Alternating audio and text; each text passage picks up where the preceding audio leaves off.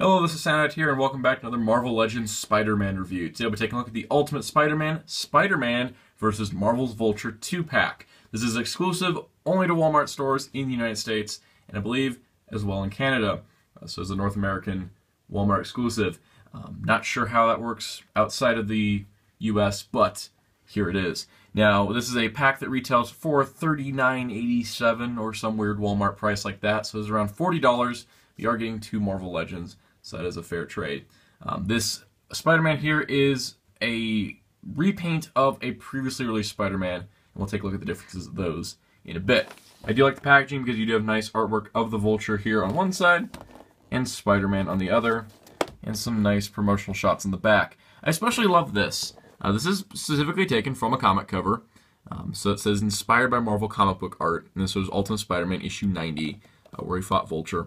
And I think it looks really cool. I like that that was the source of inspiration of this. But yes, we finally have a comic-styled Vulture figure released for the Marvel Legends Infinite series line. And I'm really excited because there hasn't been many Vulture figures, and I'm really excited. So let's take a look at the Vulture. Here it is, folks. Marvel Legends Vulture. Finally. The last time a Marvel Legends Vulture was released was like in the early 2000s, somewhere in the Toy Biz era, like right after they had started doing the line. It has been over a decade since the last time there was a Marvel Legends Vulture released, and as far as I can tell, the last Vulture action figure we got was even 10 years ago for a more classic Vulture. I think we got one in the Ultimate Spider-Man line, but yeah, this is the first Vulture in a very long time. And it's the first Marvel Legends Vulture that Hasbro's made. So that's really interesting and kind of ridiculous how long it took for us to get another Vulture. But here we are. Now this is based on the Ultimate Comics version of Vulture. You can tell this because he does have a younger look to him. He's not the complete old man look. But he is bald, so he does pull that off. They did make him accurate to the version that appeared in the Ultimate Spider-Man comics. Which is why he has the wings that are unattached to his arms. And overall, I think this version of Vulture was what inspired the version in Spider-Man Homecoming. So I feel like that may play into why they picked to put Ultimate Vulture in the set. That does not mean we won't get a classic Vulture with the fur collar and the whole wings on the arms bit. It's very much a possibility. We'll just have to wait and see. The fact we have a Vulture here and a Vulture in the movie wave that's out at the same time, it's, a movie Vulture, Ultimate Vulture, a classic Vulture can't be too far behind, though he may be only in a box set of some sort. Vulture is tricky because of the wings. That being said, if you're doing Ultimate Vulture, you kind of have to do them in this 2-pack style because of these wings. Now, if you're doing a classic Vulture, they could go with the Dark Hawk method and just include them with him as a regular single release, and who knows if that'll actually happen or not. That being said, I'm super excited to have a Vulture. I don't really care which version it is. Now looking at the figure, first things first, the wings are not articulated. And this bothers some people. Me personally, I've worked with articulated wings in many sense. I love Hawkman from DC Comics, so I've dealt with articulated wings and non-articulated wings across the board from multiple companies. I think that with wings that are this big, they need to be non-articulated, because if they had a joint here, that joint's going to get floppy over time and throw off the entire balance of the figure, who is already back heavy as it is because of the wings. So I think making these solid, very thin pieces is a good method. That being said, if you do not want the wings, you can actually remove them, which isn't too difficult. As you can see here, they peg in. There is specific pegs for each side, which I think is awesome. But that is how you attach the wings. You just pull the little back piece off, and it just plugs into his back. So you could remove the wings if you want. I don't see much point to that because it is Vulture. That being said, let's take a look at this head sculpt. Now, I do like the Ultimate Comics design of Vulture, and eventually if they do make a classic Vulture, this Vulture will definitely join the Ultimate shelf with Ultimate Spider-Man and Ultimate Green Goblin and Ultimate Beetle. But I do like how it does have kind of the fur collar, kind of a modernized update. I think this is a good costume design. This head sculpt's fantastic. It's really spot on to the look of Vulture in the Ultimate Comics for sure. The arms The torso, the head, the wings, all that is brand new, naturally. Nobody else has a design like this. These hands could be reused for a classic Vulture, I think, but overall this is all new sculpted detail, which is great. The leg piece, the legs from the hips down, would be the superior Spider-Man legs, actually, which I think is a clever reuse, because they've never reused those legs. It gives them that very tall look when you add it with the tall torso. So very, very nice. And it is like 90% a brand new figure. The articulation-wise, we'll look at the head last. Shoulders, detinted. You got a bicep swivel, double joint elbows. They are really kind of stiff. I don't know why. Maybe the metallic paint that's on them. The hands pivot up. They don't really pivot down, but they do go up, and they do rotate. The torso ball joint here, or the ab crunch, kind of just sort of wiggles. It doesn't really give you too much adjustment. But waist works, and the hips are universal joints, along with a side swivel, and double joint knees, which work pretty well, and a ankle pivot that is very tight. Once again, very tight, which is okay for ankle joints. Not to complain about DC Collectibles, but their ankle joints suck. Alright, so the head. Now, the thing with a figure like Vulture, a flying character with wings, you gotta have a good head articulation. So naturally, it does have the standard Marvel Legends where it's back and forth and he's on a ball joint, so you can get some really cool poses. But his ball joint, the way it's rested into the head, you can get a full-on Vulture flying pose just like that. His head actually moves far enough up. Again, as a person that's collected a lot of Hawkman figures, like, none of them can do this. So this is just fantastic, because this means if you got him in a flying stand, like a Tamashii Stage Act 3 here, made by Bandai. Actually, we'll position it this way. That's how I had it.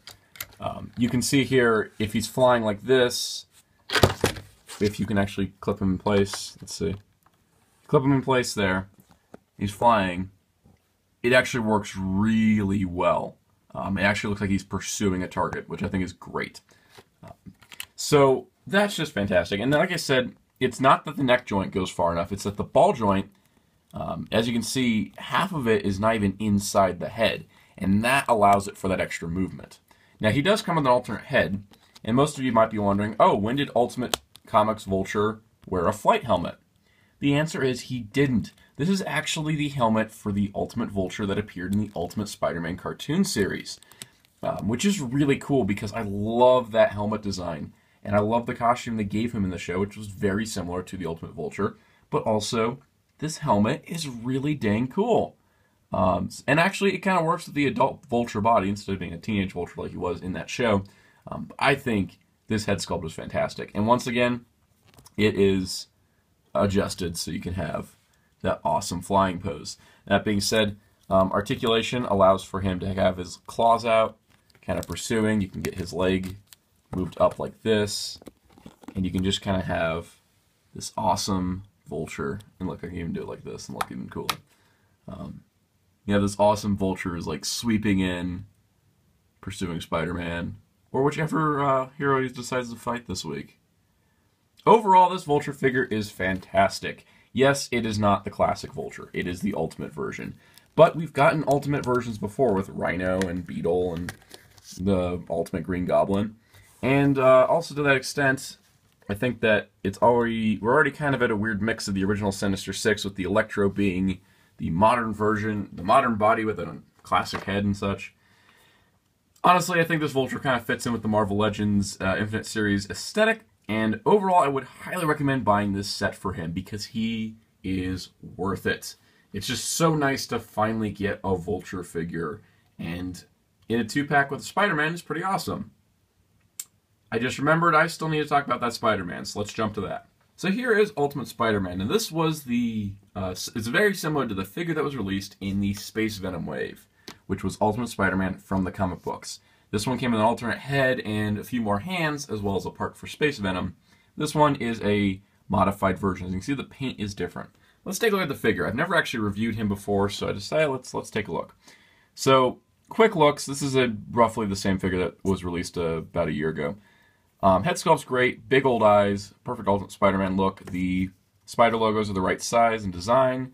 As you can see, nice paintwork, really clean overall. Articulation on this body mold. I love this body mold, by the way, and I hope they use it more. Because they've used it for so far for this Ultimate Spider-Man and the Miles Morales one. I love this ratcheted ab crunch. It's really great. It's standard Marvel Legends articulation. Nothing's really hindered. Nothing really sticks. It really flows nicely. I also do like how the boot turns here. Just kind of helps with stability. He does come with one web slinging hand and one fist, as you can see here. But they did decide to include a couple other accessories, which I thought was nice. No unmasked heads, so it does lose that from the single release. But considering the single release wasn't released very wide, it's kind of nice he's available again. You do get 2 wall crawling hands, which is cool. Now, I was initially going to just sell this figure on eBay after getting it, because I was like, oh, it's just the version I have in brighter colors. Well, thanks to Google and the internet and other people that were more observant than me, they said, oh, the paint scheme's different. He doesn't have the webbing on the arms. And I was like, oh, wait a second. He doesn't have the webbing on the arms. Not having the webbing on the arms, specifically on the bicep area of the arms, I should say, and the wider space webbing than the comic book version means he is the Ultimate Spider-Man cartoon version, which fits appropriately with the Vulture in this set that comes with the Ultimate Spider-Man cartoon head. This figure is based on the Ultimate Spider-Man series, and it would be the first Marvel Legend based on one of the animated Spider-Man shows. As someone that really liked Ultimate Spider-Man for a lot of reasons, this no longer became a figure I can sell because I want to keep him, especially with figures like White Tiger and Iron Fist kind of fitting, and Kid Nova fitting into that team that Ultimate Spider-Man had at the beginning of the series. Also, for those of you collecting Spider-Verse, you'll know that Ultimate Spider-Man cartoon version appeared in the Spider-Verse comic, teaming up with Miles Morales and 67 cartoon Spider-Man, so he's part of the Spider-Verse display, separate from this one. Isn't that just wonderful? So, for a lot of people, they probably need one or the other, but for me, I'm just like, oh, I kind of need both. This is my Ultimate Spider-Man comic version, this is my Ultimate Spider-Man cartoon version, and hey, I got a cool Vulture with him, so he's now staying in the collection. There goes that plan to save money. Oh well.